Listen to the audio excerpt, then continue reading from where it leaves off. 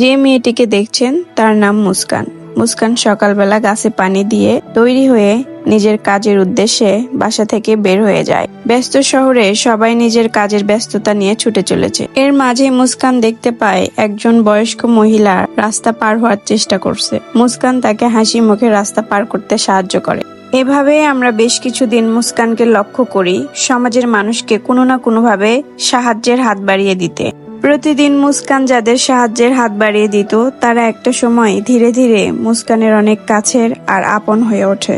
আমাদের সমাজে সবারই হয়তো অন্যকে সাহায্য করার ইচ্ছা থাকে, কিন্তু পারে না। আর এই গুরুত্বপূর্ণ মহৎ কাজটিকে যারা পেশা হিসেবে নিয়ে সবসময় আমাদের সেবা করে চলেছে তাদের আমরা বলি নার্স, আমাদের হিরো। মানব সেবার মহৎ ও গুরুত্বপূর্ণ কাজটিকে পেশা হিসেবে নিয়ে কঠিন পরিস্থিতিতে সব সময় প্রতিটি মুহূর্তে যারা হাসি মুখে সেবা দিয়ে চলেছেন তারা হলেন নার্স।